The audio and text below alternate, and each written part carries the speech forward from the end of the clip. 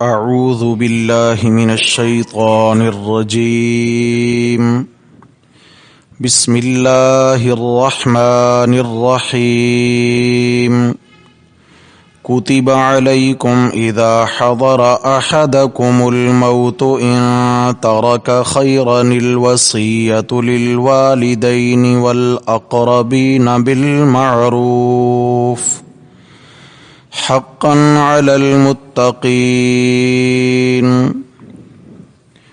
كتب عليكم إذا حضر أحدكم الموت فرض کر دیا گیا ہے تم پر کہ جب تم میں سے کسی کی موت کا وقت آن پہنچے ان ترک خیرا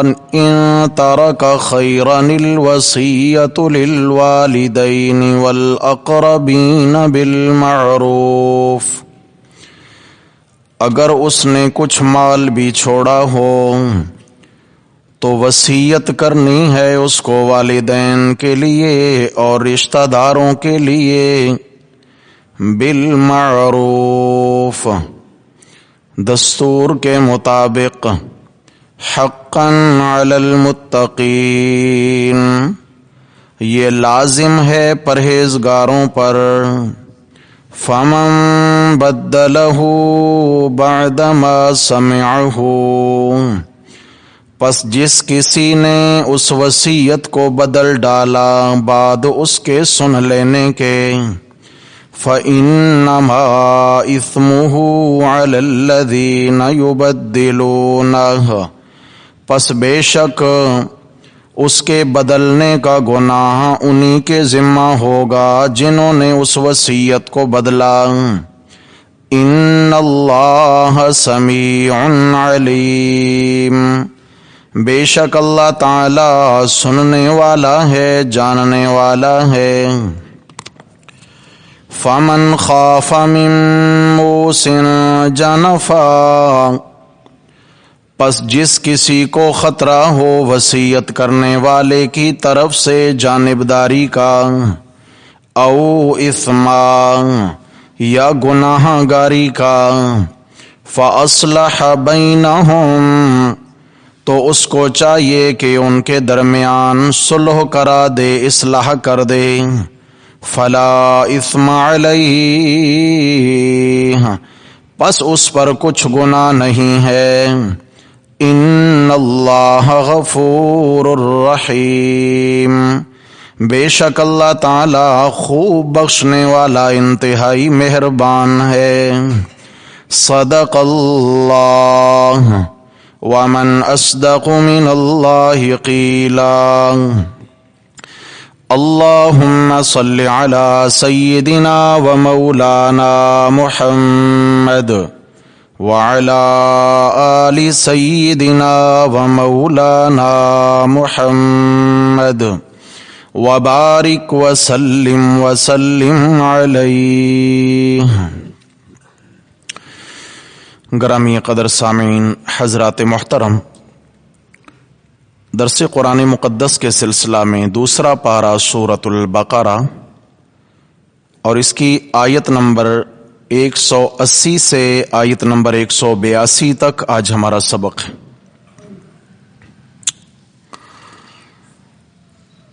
جیسا کہ پچھلے سبق میں عرض کیا تھا کہ سورۃ البقرہ مضامین کے اعتبار سے دو حصوں میں تقسیم ہے۔ پہلے حصہ کے اندر ایمانیات اور عقائد میں سے دو بنیادی عقیدے بیان ہوئے ہیں، اور دوسرے حصہ میں اعمال میں سے بنیادی طور پر دو بڑے اعمال کا ذکر ہے۔ پہلے حصہ میں جن دو ایمانیات اور دو بنیادی عقیدوں کا تذکرہ ہے، ان میں سے ایک عقیدہ توحید ہے، لا الہ الا اللہ، اور دوسرا عقیدہ رسالت ہے، محمد الرسول اللہ صلی اللہ علیہ وسلم۔ دوسرے حصہ کے اندر ان دو بنیادی عقیدوں اور ایمانیات کے پہرے دار اور محافظ دو مسئلے بیان ہوئے ہیں۔ پہلا محافظ مسئلہ ہے جہاد فی سبیل اللہ، اللہ کی راہ میں جان کی قربانی دینا ہے اللہ کے دین کے تحفظ کے لیے، اور دوسرا ہے انفاق فی سبیل اللہ کہ اگر مال کی ضرورت پڑے تو اپنا خون پسینے کے ذریعے کمایا ہوا مال بھی اللہ کے دین کے تحفظ کے لیے قربان کر دینا ہے۔ جہاد فی سبیل اللہ اور انفاق فی سبیل اللہ، یہ دو بنیادی اعمال بیان ہوئے ہیں، لیکن جہاد کے لیے تو منظم ایک تحریک کی ضرورت ہے، مسلمان قوم کے درمیان اتفاق ہو، اتحاد ہو، ایکا ہو۔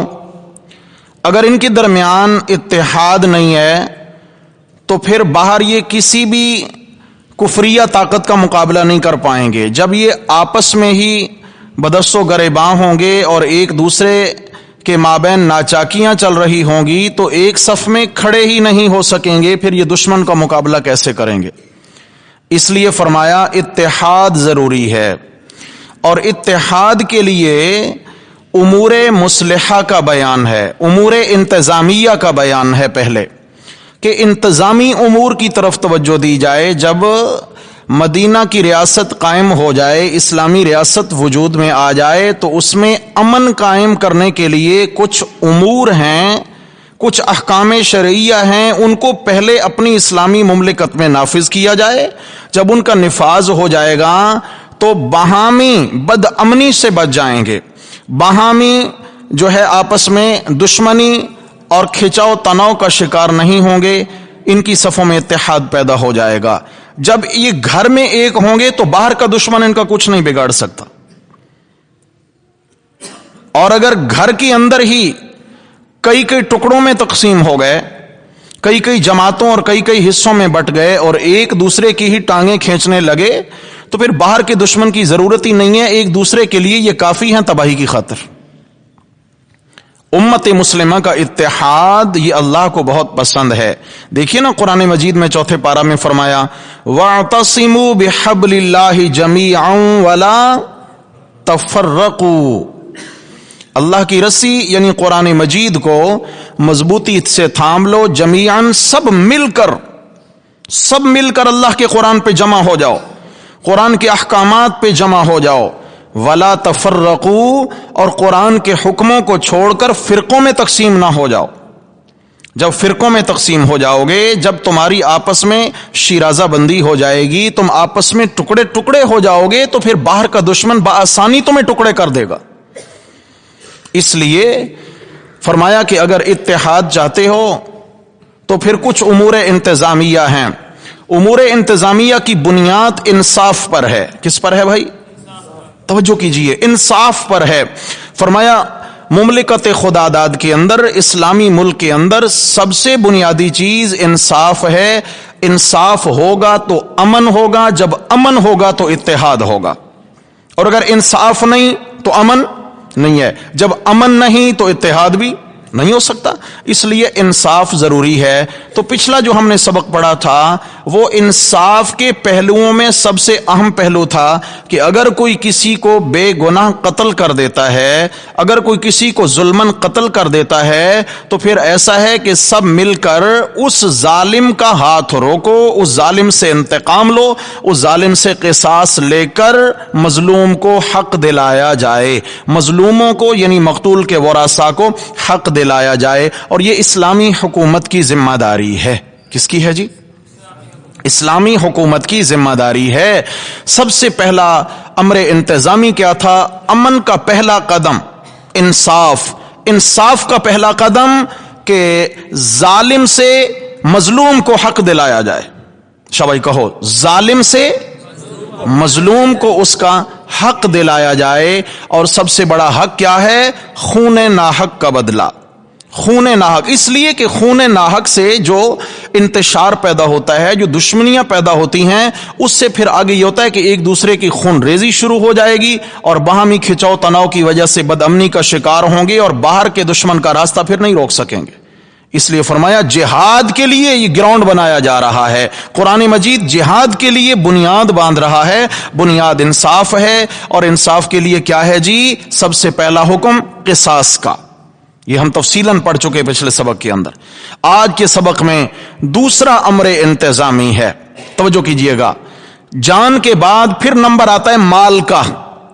پہلے کسی نے کسی کی جان کا نقصان کیا تو اس کو حق دلایا جائے، اور جان کے بعد نمبر کس کا ہے میرے پیارے بھائی؟ مال کا. مال انسان کی پیاری چیز ہوتی ہے. فرمایا اگر کسی کے ذمہ مال کا کسی کا حق ہے تو وہ حق اس کو دلایا جائے، مالی اعتبار سے بھی حق دلایا جائے. اور کیسے؟ یہاں فرمایا سب سے اہم مسئلہ بھائیوں کے درمیان رنجش پیدا نہ ہو، بہن بھائیوں کے درمیان کھچاؤ تناؤ کی فضا پیدا نہ ہو. جو قریبی خون کے رشتے ہیں ان کے درمیان سب سے پہلے اتحاد ضروری ہے. اور ان کے درمیان کب جا کے اتحاد پارا پارا ہوتا ہے؟ کب جا کے ان کے درمیان نفرت پیدا ہوتی ہے؟ جب ایک دوسرے کے حقوق پہ قبضہ کرنے کی کوشش کرتے ہیں، چھیننے کی کوشش کرتے ہیں، اور وہ ہے وراثت کا ناجائز طریقہ سے تقسیم کرنا. سمجھے بات کو؟ وراثت کی ناجائز تقسیم جو ہے یہ کیا ہے؟ یہ بھائیوں کے درمیان ایسی دشمنی پیدا کر دیتی ہے کہ پھر یہ نفرتیں کبھی ختم نہیں ہوتی ہیں. جب بھائیوں کے درمیان نفرتوں کے بیج بو دیے جائیں گے اور یہ کبھی نہ ختم ہونے والی دشمنی اور بغض کا سلسلہ شروع ہو جائے گا، میرے بھائی باہر کے دشمن کے لیے یہ ایکا کر سکتے ہیں؟ پھر نہیں. فرمایا پہلے کیا ہے جی؟ جان کا حق دلاؤ، پھر مال کا حق دلاؤ. اس لیے آج کے سبق میں مسئلہ بیان ہوگا وصیت کے بارے میں. کس کے بارے میں جی؟ یاد رکھیے وصیت کا مسئلہ عمومی طور پر ہمارے معاشرہ سے اٹھ چکا ہے، بالکل ناپید ہو چکا ہے. اور وصیت کی شریعت کے اندر اہمیت اور حیثیت کیا ہے؟ اللہ رب العزت نے فرمایا کتب علیکم اذا حضر احدکم الموت، فرمایا تم پر وصیت کرنا فرض کر دیا گیا ہے. جیسے نماز فرض کر دی گئی ہے، آگے آئے گا یا ایھا الذین آمنوا کتب علیکم الصیام، تم پر روزہ فرض کر دیا گیا ہے. کتب علیکم القتال، جہاد فرض کر دیا گیا ہے. کتب علیکم القصاص، قصاص لینا فرض کیا جیسے پڑھا ہم نے. ایسے ہے کتب علیکم اذا حضر احدکم الموت ان ترک خیرا الوصیہ، فرمایا تم پر وصیت کرنا اللہ نے کیا کیا ہے بھائی؟ منظور بھائی جاگیں ذرا، خدا کے لیے جاگو بھائی، خدا کے لیے جاگیں سارے بھائی. جاگ رہے ہیں نا؟ ماشاءاللہ جاگتے رہیں بھائی. بہت لمبی راتیں ہیں یہ. سردیوں کی راتیں تو سردیوں کی راتیں بھی اور سردیوں کے دن بھی مومن کے لیے اللہ کی جانب سے بڑا تحفہ ہوتے ہیں. اس لیے کہ راتوں میں بآسانی نیند پوری کر کے رات کے آخری پہر بندہ اٹھ کے اللہ سے دو دو باتیں کر سکتا ہے. اور سردیوں کے دن چھوٹے چھوٹے دن ہیں، ٹھنڈے دن ہیں، نفلی روزوں کا اہتمام کیا جائے. اگر قضا روزے ذمہ ہوں تو ان کا اہتمام کیا جائے. بہرحال بات اور نکل گئی. سستی کا مظاہرہ نہ ہو بھائی. کیا اب ہم وہ تو کہہ نہیں سکتے جی نیند پوری نہیں ہوتی ہے. نیند پوری نہ ہونے کا تو چکر ہی ختم ہو گیا. بڑی لمبی راتیں ہیں، سو لیں گے انشاءاللہ. تھوڑا سا توجہ سے قرآن مجید کے احکامات کو سن لیں میرے بھائی. یاد رکھیے حقیقت ہے میرا اللہ جانتا ہے، میں مطالعہ کرتا ہوں تو بھی سب سے پہلے اپنی اصلاح کی نیت سے. اللہ کرے مجھے قرآن مجید سے کوئی ایسی بات مل جائے جو میری اصلاح کر دے. اور پھر دعا ہوتی ہے کہ اللہ تعالیٰ میرے سامعین، میرے بھائیوں، میری بہنوں، جہاں تک دنیا میں آواز جاتی ہے اللہ سب کی اصلاح فرما دے. اللہ ہمیں قرآن و سنت کے حقائق پر جمع فرما دیں. تو عرض یہ کر رہا تھا کہ وصیت کا مسئلہ اتنا اہم مسئلہ ہے کہ شریعت نے اس کو فرض کے درجے میں رکھا ہے. فرمایا کون وصیت کرے؟ فرمایا جس کی موت کا وقت اسے لگے کہ قریب آ چکا ہے اس کو چاہیے کہ وہ وصیت لکھ جائے. ہمیں سے کسی کو پتہ ہے کہ ہماری موت دور ہے؟ بولو بھائی. ہاں جی. کوئی بندہ اپنی زندگی کی گارنٹی نہیں دے سکتا ہے. اگر ہم پیچھے مڑ کے دیکھیں تو ختم ہو چکا سب. آگے کوئی نہیں پتا، پتہ نہیں کتنے قدموں کے بعد خاتمہ ہو جائے. تو اس لیے ہر بندہ یہ سمجھے کہ میری موت کا وقت قریب ہے. حضرت عبداللہ ابن عمر رضی اللہ تعالی عنہما، یہ حضرت عمر فاروق رضی اللہ عنہما کے صاحبزادے ہیں، جلیل القدر صحابی ہیں.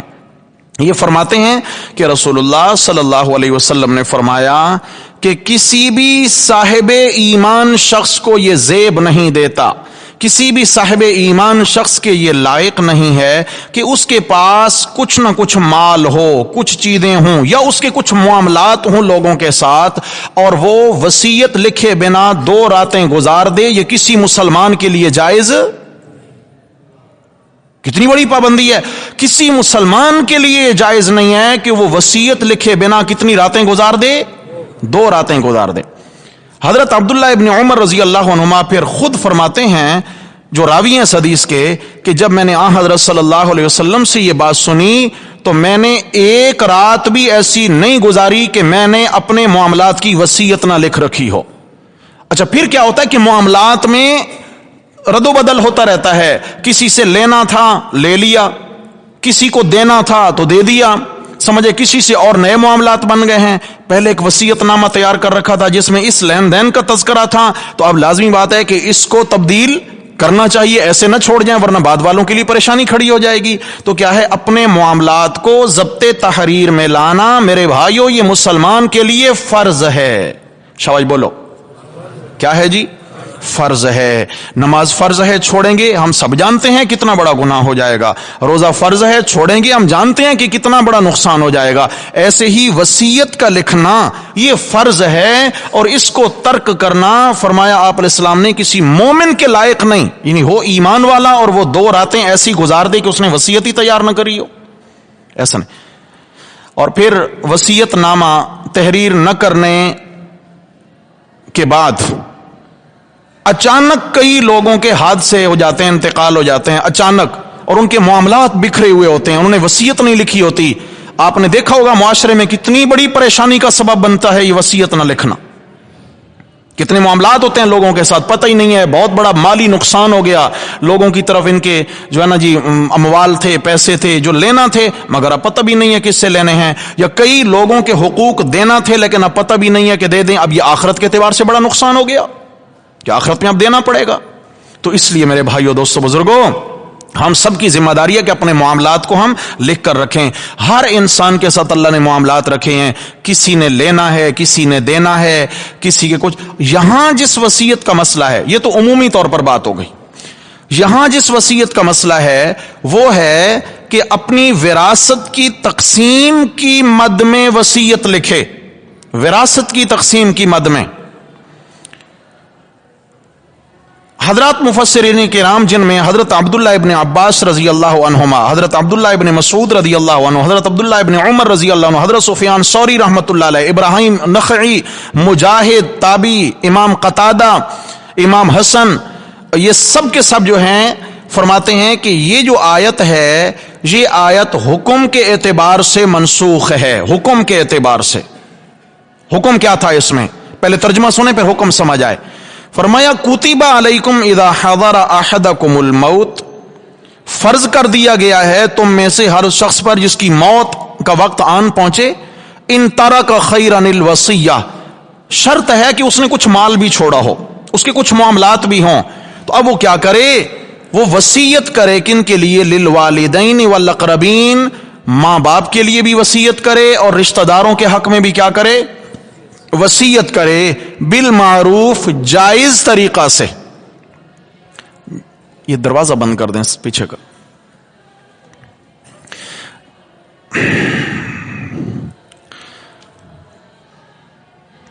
انا للہ و انا الیہ راجعون۔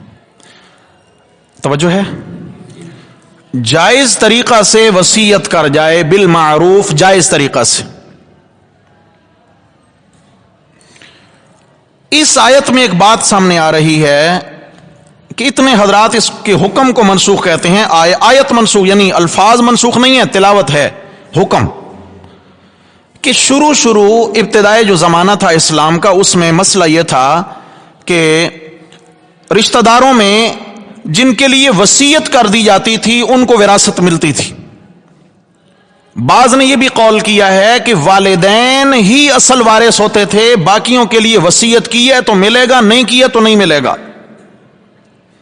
تو پہلے یہ حکم آ گیا تھا کہ والدین کے حق میں اور رشتہ داروں کے حق میں وصیت کر جائے تاکہ کوئی محروم نہ رہ جائے۔ لیکن جب وہ آیت سورہ نساء کے اندر آیت وصیت آ گئی، یوصیکم فی اولادکم للذکر مثل حظ الانثیین، کہ جس میں عورتوں کے حصے مقرر ہو گئے، مردوں کے حصے مقرر ہو گئے، بیویوں کے، شوہروں کے، ماں کے، باپ کے، بیٹوں بیٹیوں سب کے حصے جب مقرر کر دیے شریعت نے، سورہ نساء کے اندر تفصیلی احکامات ہیں وراثت کے، تو اس آیت کے آنے کے بعد پھر اس آیت کا حکم منسوخ ہو گیا کہ اب کوئی وصیت کرے یا نہ کرے، ہر صورت میں فلاں فلاں فلاں فلاں رشتہ داروں کو وراثت میں سے حصہ ملے گا۔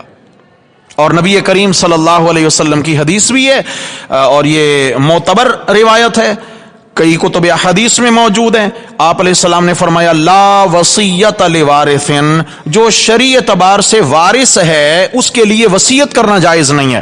یعنی ایک شخص ہے کہ وہ اپنے ماں باپ کے لیے وصیت کر جائے، بھائی یہ والا پلاٹ میری ماں کو دے دینا میرے بعد، اور یہ والا پلاٹ میرے والد کو دے دینا، وہ والا پلاٹ میری بیوی کو دے دینا، اور وہ والی دکان جو ہے نا میرے فلاں بیٹے کو، وہ فلاں مکان جو ہے میری فلاں بیٹی کو دے دینا۔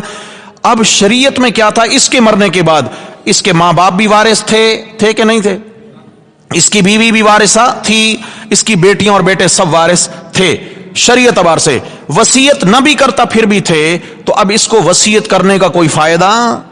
حدیث میں لا وصیت لوارث، شریعت نے جو ورثہ مقرر کر دیے ہیں ان کے لیے اپنے مال میں سے وصیت کرنا اس کو جائز، اگر کر کے جائے گا تو شریعت کہتی ہے کہ اس کی اس وصیت پر عمل نہیں کیا جائے گا۔ کن کے لیے؟ پھر سمجھو، جو شرعی اعتبار سے وارث ہیں، جن کے حصص مقرر ہو چکے ہیں، ان رشتہ داروں کے حق میں وصیت ہو سکتی ہے جو اس کے وارث نہیں ہیں۔ مثال کے طور پر کیا ہے جی، چچا تایا ہیں، ماموں ہیں، خالہ ہیں، بھانجے بھتیجے ہیں، دور کے رشتہ دار ہیں، اب وہ اس کے وارث نہیں ہیں، دوسرے ورثاء کے ہوتے ہوئے وارث نہیں ہیں، ان کے حق میں اگر یہ کچھ نہ کچھ وصیت کر دے تو جائز ہے، یا غیر رشتہ داروں کے حق میں اگر وصیت کر دے تو جائز ہے، جیسے کسی دینی ادارے کے لیے وصیت کر دے، مسجد کے لیے وصیت کر دے، کسی دینی ٹرسٹ کے لیے وصیت کر دے تو وہ وصیت اس کی کارگر ہوگی۔ لیکن اب پھر یہاں مسئلہ سمجھیے گا، کتنے مال میں وصیت کرے؟ سارے کا سارا مال وصیت کرے؟ نہیں، شریعت نے منع کیا ہے۔ رسول اللہ صلی اللہ علیہ وسلم نے فرمایا، حضرت سعد رضی اللہ تعالی عنہ نبی کریم صلی اللہ علیہ وسلم کے پاس حاضر ہوئے، یا رسول اللہ میرے پاس مال ہے، خوب مال ہے، میں چاہتا ہوں کہ اپنا سارے کا سارا مال اس کی میں وصیت کر جاؤں کہ میرے مرنے کے بعد یہ سارا مال اللہ کے راستے میں دے دینا۔ نبی علیہ الصلوۃ والسلام نے فرمایا نہیں، ایسا نہیں کر سکتے۔ یا رسول اللہ پھر اگر مجھے اجازت ہو تو میں اپنے مال کی 2/3 وصیت کر دوں، 1/3 میرے ورثاء کو مل جائے۔ آپ نے فرمایا نہیں کر سکتے ایسے۔ یا رسول اللہ پھر مجھے اجازت دیجئے کہ میں آدھے مال کی وصیت کر دوں اور آدھا مال جو ہے ورثاء کے لیے ہو جائے۔ آپ نے منع فرما دیا، نہیں ہو سکتا۔ پھر عرض کہ یا رسول اللہ پھر مجھے اجازت دیں کہ میں 2/3 رشتہ داروں کے لیے چھوڑ جاؤں، ورثاء کے لیے 1/3 کی وصیت کروں۔ آپ نے فرمایا 1/3 بھی ہے تو زیادہ، لیکن چل تو 1/3 کی وصیت کر دے، ہے پھر بھی ساتھ یہ بھی سمجھا دیا ہے زیادہ، لیکن چلو تیرے پاس مال زیادہ ہے تو 1/3 کی وصیت کر دے۔ 1/3 آسانی سے میں آپ کو سمجھاؤں، ایک شخص کے پاس 9 لاکھ روپے ہیں، اس کے پاس مالیت کل کتنی ہے؟ 9 لاکھ روپے ہیں، تو اس کی 3 تہائیاں بنیں گی، 3 3 3 3 3 6 3 9، 3 تہائیاں بنیں گی۔ اب اس کو چاہیے کہ 6 لاکھ اپنے ورثاء کے لیے چھوڑ دے، اور اگر زیادہ سے زیادہ وصیت کرنا چاہتا ہے تو کتنے میں کرے؟ 3 لاکھ میں کرے۔ یہ ہے مال کا 1/3 حصہ، اس میں سے وصیت کر سکتا ہے، مگر پھر سمجھیے وصیت کس کے لیے؟ جو کل اس کے ورثاء نہیں بن سکتے۔ یہ بڑی غلطی ہوتی ہے کہ ایک بیٹے کے لیے وصیت کر دی کہ اس کو میرے مال میں سے زیادہ دے دینا، اس بیٹے کو کم دے دینا۔ سمجھ آ گئی ہے؟ یہ وصیت کر جانا، یہ وصیت کرنے والا گناہ گار ہے۔ نبی کریم صلی اللہ علیہ وسلم نے فرمایا ایک صحابی کو، بلکہ اسی حضرت سعد رضی اللہ عنہ کو فرمایا کہ تیرے لیے اس سے کہیں زیادہ بہتر ہے، اس سے مراد کہ تو اپنا سارے کا سارا مال وصیت کر دے یا اللہ کی راہ میں دے دے، اللہ کی راہ میں سارا مال دے دے، اور تیرے بعد تیرے جو رشتہ دار ورثاء ہیں تیرے، وہ لوگوں سے بھیک مانگتے پھریں، وہ محتاج ہو جائیں. فرمایا اس سے کہیں زیادہ بہتر ہے کہ تو کچھ بھی وصیت نہ کر اور سارے کا سارا اپنے ورثاء کے لیے چھوڑ جا تاکہ یہ کسی کے محتاج نہ رہیں، تاکہ یہ کسی کے محتاج نہ رہیں. سمجھے؟ آپ علیہ الصلوۃ والسلام نے فرمایا یہ تیرے لیے افضل ہے کہ سب سے پہلے تو اپنے بیوی بچوں اور جو آپ کے شرعی ورثاء ہیں تو ان کی ضروریات کا خیال رکھ. آج کل بڑی بیراروی کا معاملہ یہ ہوتا ہے کہ جناب جان بوجھ کر اپنے حقیقی ورثاء کو محروم کرنے کے لیے زندگی میں ہی سارے کا سارا نمٹا دیا جاتا ہے اور کسی اور کے حوالے کر دی جاتی ہے یا وصیت کر دی جاتی ہے. ایسا کرنا ٹھیک نہیں ہے بندہ کو. بلکہ حدیث سنیں، حضرت ابو ہریرہ رضی اللہ عنہ، بڑی عجیب روایت ہے بھائی، توجہ سے. حضرت ابو ہریرہ رضی اللہ تعالی عنہ روایت فرماتے ہیں کہ رسول اللہ صلی اللہ علیہ وسلم نے فرمایا، یہ مصنف عبد الرزاق ایک کتاب ہے حدیث کی، اس کی روایت ہے کہ آپ علیہ الصلوۃ والسلام نے فرمایا ایک شخص 70 سال تک عبادت کرتا ہے، 70 سال تک وہ عبادت کرتا ہے، اور بالآخر کیا ہوتا ہے کہ موت سے تھوڑی دیر پہلے، تھوڑا وقت پہلے وہ وصیت غلط طریقے سے کر جاتا ہے کہ بعض لوگوں کے ساتھ، اپنے ورثاء کے ساتھ ظلم کر جاتا ہے اور ظلم کی بنیاد پر کچھ کو نقصان پہنچا جاتا ہے. فرمایا اللہ تعالیٰ اس ظلم کی وجہ سے اس کی 70 سال کی نیکیاں تباہ کر کے اس کو جہنمی لکھ دیتے ہیں. سمجھا گئی؟ وصیت غلط کرنے کا کتنا بڑا نقصان ہے. پھر فرمایا کہ ایک شخص ایسا ہے کہ اس نے 70 سال تک گناہ کیے ہیں، سیاہکار ہے، بدکار ہے، عیار ہے، بڑے گناہ کی اللہ کی حدیں توڑی ہیں. کتنے سال؟ 70 سال. اور آخری وقت میں اس نے وصیت عین انصاف کے مطابق کر دی ہے، عین انصاف کے مطابق کہ بھائی میرے مرنے کے بعد میری وراثت کو شرعی طریقوں کے مطابق بانٹنا، جتنا حصہ میرے والدین کا بنے، جتنا میرے بیوی بچوں کا بنے، جس کا بنے اس کو پورا دینا، کسی کا حق مارنے کی میں تمہیں اجازت نہیں دیتا. نبی علیہ السلام نے فرمایا 70 سال کے اللہ تعالیٰ اس کے اس عمل کی برکت سے گناہ معاف فرما کے اس کو جنتی لکھ دیتے ہیں، یہ جنتی ہو جاتا ہے. تو معلوم یہ ہو گیا کہ یہ جو انصاف کے تقاضے ہیں ان کی بڑی اہمیت ہے اسلام. تو عرض کر رہا تھا، فرمایا کہ تم پر فرض کر دیا گیا ہے کہ جب موت کا وقت آنے لگے تو تم وصیت کر جاؤ والدین کے لیے، اقربین کے لیے، رشتہ داروں کے لیے جائز طریقہ سے. پھر حقاً علی المتقین، یہ وصیت کرنا لازم ہے پرہیزگاروں پر. کن پر؟ یہ اشارہ دے دیا کہ میں اللہ کے حکم کی پاسداری وہی کریں گے جن کے دل میں اللہ کا خوف ہوگا، جو پرہیزگار ہوں گے. اور جن کے دلوں میں اللہ کا خوف نہیں ہے وہ اللہ کی حدود کا خیال نہیں رکھتے اللہ کی حدود کا خیال، دل میں اللہ کا خوف ہی نہیں. دوسرا مفہوم اس آیت کا، حضرت مولانا حسین علی الوانی رحمہ اللہ تعالی وہ بیان فرماتے ہیں کہ یہ آیت جو ہے، ویسے مفسرین میں بھی طبقات ہیں. بعض مفسرین نے قرآن مجید کی 500 آیات کو منسوخ لکھا ہے، بعض علماء نے 200 کا قول کیا ہے. حضرت امام شاہ ولی اللہ محدث دہلوی رحمہ اللہ نے 5 آیات کو منسوخ مانا ہے حکمن، 5 آیات کو حکمن منسوخ مانا، جن میں ایک یہ بھی آیت وہ کوٹ کرتے ہیں. لیکن حضرت مولانا حسین علی الوانی رحمۃ اللہ علیہ فرماتے ہیں ایک آیت بھی منسوخ نہیں ہے، جو موجود ہیں. کیا اس آیت کے متعلق حضرت کیا فرماتے ہیں؟ انہوں نے فرمایا اصل میں حکم یہ تھا اس آیت میں، آیت وصیت تو آ گئی کہ بھئی بیٹے کو 2 روپے دینے ہیں تو بیٹی کو 1 روپیہ دینا ہے، پھر بیوی کا حصہ الگ ہے، شوہر کا الگ ہے، ماں کا الگ، باپ کا الگ، وہ تو سورہ نساء میں آ گیا.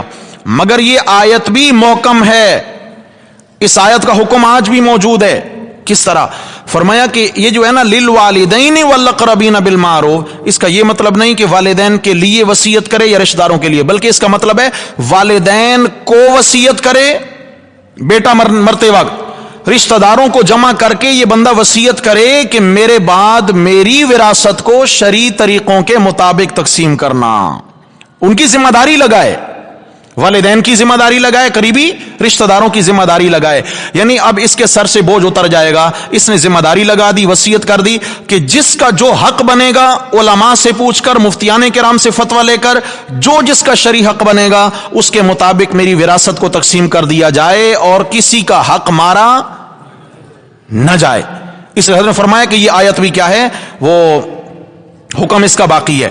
فمن بدلہ بعد ما سمعہ، جس شخص نے وصیت سننے کے بعد وصیت کو بدل دیا. اب یہ ان لوگوں کا حکم آ رہا ہے کہ جو لوگ جان بوجھ کے بابا نے آخری وقت وصیت کر دی لیکن سننے والی اولاد نے یا بعض اولاد نے یا کسی بیٹے یا بیٹی نے کیا ہے بابا کی وصیت کو چھپا دیا یا اس میں رد و بدل کر دیا یا جھوٹ بول کے کہا کہ ابا نے تو آخری وقت مجھے یہ وصیت کری تھی، یہ ان کے لیے سخت وعید ہے. فرمایا فمن بدلہ بعد ما سمعہ فانما اثمہ علی الذین یبدلون. فرمایا اگر کسی نے وصیت سننے کے بعد وصیت کے الفاظ بدل دیے یا اس میں کیا ہے حصے بدل دیے، شخصیات کے نام بدل دیے یا مطلقاً وصیت نامہ چھپا دیا، تو اس چھپانے کا گناہ یا بدلنے کا گناہ بدلنے والوں کے ذمہ ہوگا، مرنے والا بری و ذمہ ہو جائے گا.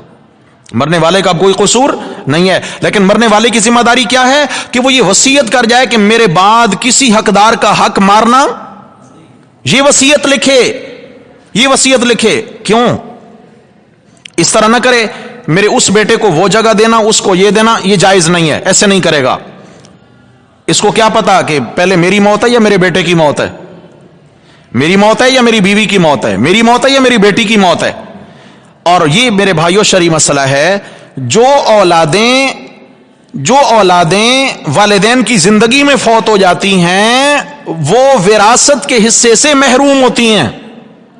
ایک بیٹا یا بیٹی بھلے وہ شادی شدہ ہیں، ان کے بچے ہیں، ماں یا باپ سے پہلے فوت ہو گئے، ماں یا باپ بعد میں فوت ہو رہے ہیں اور اب ماں یا باپ کی وراثت تقسیم ہونے لگی ہے، تو یہ جو پہلے بیٹا اور بیٹی فوت ہو گئے تھے ان کے بچوں کو وراثت میں سے حصہ بولو نہیں ملے گا.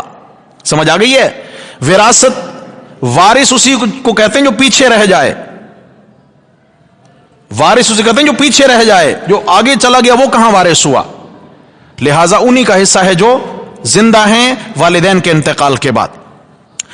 آگے فرمایا ان اللہ سمیع علیم، اللہ تعالی سننے والے ہیں، وصیت کرنے والوں کو بھی اللہ سن رہے ہیں کہ وہ کسی کا حق مار تو نہیں رہے، گناہ کی وصیت تو نہیں کر رہے، ٹھیک ہے نا جی، ناجائز وصیت نہیں، ان کو بھی سن رہے ہیں. علیم، یہ بعد والے جو بدلنے والے ہیں ان کو بھی اللہ دیکھ رہے ہیں، اللہ کو معلوم ہے کہ کون کیا گل کھلاتا ہے بعد میں. فرمایا اس کو بھی سنتا ہوں، ان کو بھی جانتا ہوں، لہٰذا ہر ایک پوری ذمہ داری نبھائے. آگے فرمایا یہ تو بات آ گئی ان کی جو اوپر والے ہیں، جو اوپر والے ہیں، لیکن بسا اوقات مرنے والا وہ بھی گڑبڑ کر جاتا ہے. ایک شخص اس کی موت کا وقت آ رہا ہے یا ابھی موت کا وقت نہیں ہے مگر اس نے کیا کیا، وصیت بنا دی یا بعض گواہوں کو ان کے سامنے کسی کو وصی بنا دیا، تو اب کیا مسئلہ ہے؟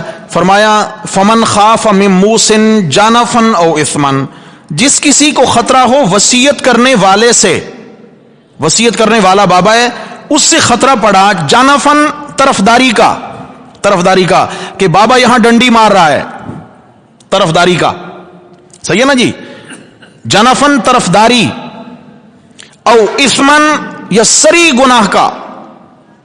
یہاں علماء نے تقسیم کی ہے، جانفن غلط فہمی کی بنیاد پر اس نے غلط وصیت کر دی، جانفن خطان جان بوجھ کے ارادہ سے نہیں، خطان. اور اثمن فرمایا بالارادہ، جان بوجھ کر یہ کسی کے حق میں چوری کر رہا ہے، جان بوجھ کے زیادتی کر رہا ہے. فرمایا اوپر والوں کی یہ ذمہ داری نہیں ہے کہ یہ خوش ہو کے کہیں ٹھیک ہے جی بابا ہمیں تو نواز رہے ہیں، باقی ان کے اپنے نصیب. فرمایا ایسا نہیں کریں، فمن خاف من موص جانفا او اثما فاصلح بینہم، اوپر والوں کی ذمہ داری ہے یا جن کے سامنے وصیت لکھی جا رہی ہے، جن کو گواہ بنایا جا رہا ہے، ان کی ذمہ داری ہے کہ یہ اصلاح کریں، اس کی آخرت بچائیں. وہ اپنا نقصان کرنے چلا ہے، اس کو سمجھائیں، ان کے درمیان جو ہے نا صلح کرائیں، اصلاح کر دیں، اسے سمجھائیں کہ بھائی تم غلطی پہ ہو، یا تو کیا ہے تم جان بوجھ کے کر رہے ہو، یا پھر کیا ہے کہ تمہیں غلط فہمی ہو رہی ہے. غلط فہمی ہو رہی ہے تو حقیقی طریقہ یہ ہے، اگر غلطی اور گناہ جان بوجھ کے کر رہے ہو تو پھر اللہ سے ڈرو، اللہ سے ڈرو، قبر تمہاری منتظر ہے. اپنی آخرت خراب مت کرو، جیسا کہ میں نے حضرت ابو ہریرہ کی روایت آپ کو سنا دی کہ 70 سال کے اعمال بھی غلط وصیت کی بنیاد پر اللہ ضائع کر دیتے ہیں. تو اس لیے فرمایا اس کو تنبیہ کریں اوپر والے، فلا اثم علیہ، تو یہ تنبیہ کرنے والوں کو کوئی گناہ نہیں ہوگا، اصلاح کرنے والوں کو کوئی گناہ نہیں ہوگا۔ ان اللہ غفور الرحیم، اللہ تعالیٰ انتہائی بخشنے والے، انتہائی مہربان ہیں۔ تو میرے بھائیو، دوستو، بزرگو، یہاں کیا مسئلہ ہمیں سمجھ میں آیا؟ فرمایا کہ اگر تم جہاد کی تیاری چاہتے ہو، مسلمانوں کی صفوں میں اتحاد چاہتے ہو، تو ہر حقدار کو اس کا حق پہنچاؤ، تاکہ تمہارا ملک بیرا روی کا شکار نہ ہو، تمہارے گھر میں بدامنی اور اختلافات جنم نہ لیں۔ اگر گھر میں اختلافات پیدا ہو گئے تو پھر تم مستحکم نہیں ہو سکتے اور باہر کے دشمن کا مقابلہ نہیں کر سکتے ہو۔ اس لیے پہلا حکم کیا ہے؟ اگر کسی کو بے گناہ قتل کر دیا گیا تو جان کا بدلہ دلواؤ، اور اگر کسی کا مال ضائع ہونے لگا ہے تو اس کے مال کا بدلہ دلواؤ۔ تو میرے بھائیو، اب یہاں پر مسئلہ کون سا بیان ہوا؟ دوسرا امر انتظامی، کہ وصیت مرنے سے پہلے ہر مومن کے شایان شان ہے، اس پہ فرض کر دیا گیا ہے کہ وہ وصیت لکھ کر جائے۔ اور وصیت لکھنے کا طریقہ کیا ہے؟ کہ وہ اپنی وراثت کی تقسیم کو شرعی تقاضوں کے مطابق لکھ کر جائے، کہ بھئی میرے جو ورثاء ہوں گے ان کو پورے پورے حصے دے دیے جائیں۔ اب کیا ہے کہ یہ بری و ذمہ ہو جائے گا، یہ بری و ذمہ ہو جائے گا، اس کے ذمہ کوئی بوجھ اور گناہ نہیں رہے گا۔ اسی طرح میرے بھائی، کسی سے لین ہے، کسی کا دین ہے، کسی سے لینا ہے، کسی کو دینا ہے، کسی سے معاملات ہیں، تو معاملات کی وصیت نامہ بنا کے رکھنا یہ بھی بہت ضروری ہے۔ موت کا کچھ پتہ نہیں ہے، اچانک موت آ جائے۔ بڑے بڑے کاروباری لوگ ہوتے ہیں اور وہ صرف زبان پہ چل رہے ہوتے ہیں، سمجھ آگے نا جی، آف دا ریکارڈ سب کچھ چل رہا ہوتا ہے۔ یہاں تو ہم اعتماد کر رہے ہیں، لیکن کہتے ہیں کہ اعتماد کرنا اچھی بات ہے اور اعتماد نہ کرنا زیادہ اچھی بات ہے۔ ہمیں اپنی زندگی کا کوئی بھروسہ نہیں ہے، اچانک موت آ جائے اور ہم کتنے لوگوں کا حق لے کے قبر میں چلے جائیں اور کتنے لوگ ہمارے بچوں کا حق لے کے بھاگ جائیں، تو اس میں کیا ہے؟ نقصان کا اندیشہ ہے دونوں طرف۔ وصیت نامہ لکھ لیا جائے کہ بھئی فلاں کا قرض میرے ذمہ اتنا ہے، فلاں کے ذمہ میرا اتنا قرض ہے، یہ ساری باتیں لکھ دی جائیں، اور کچھ امور ہوں تو وہ بھی لکھ دیے جائیں۔ تو اس طریقہ سے فرمایا کہ مال ضائع ہونے سے، حقوق، حقداروں کے حقوق ضائع ہونے سے بچ جائیں گے۔ اللہ تعالیٰ نے یہاں یہ مسئلہ بیان کیا۔ اس کے بعد امور انتظامیہ کے بعد امور مصلحہ بیان ہوں گے، اصلاح والے اعمال بیان ہوں گے۔ فرمایا جہاد کی تیاری کے لیے ضروری ہے کہ دل کی اصلاح ہو، دل تمہارا پاکیزہ ہو، دل میں اللہ کا تقوی آ جائے۔ تقوی پیدا کرنے کے لیے کون کون سے اعمال ہیں؟ فرمایا ایک تو وہ عمل ہے قصاص کا، دوسرا یہ عمل ہے حقاً علی المتقین، ہاں جی، کہ جائز طریقہ سے وصیت کرنا، یہ بھی تقوی والوں کی نشانی ہے۔ آگے روزے کا حکم آ رہا ہے، لعلکم تتقون، فرمایا روزہ رکھو گے تمہارا دل پاک ہو جائے گا، دل پاک ہوگا، اللہ کی محبت دل میں آئے گی، دنیا کی محبت دل سے نکلے گی، اللہ سے تعلق نصیب ہو جائے گا، تو جان کی قربانی دینا آسان ہو جائے گی۔ اس طریقہ سے انشاءاللہ آگے امور مصلحہ کا عنوان چلے گا۔ اللہ تعالیٰ نے اگر توفیق نصیب فرمائی تو کل سے انشاءاللہ آگے ان امور پہ بات ہوگی۔ اللہ تعالیٰ ہم سب کو عمل کی توفیق نصیب فرمائے۔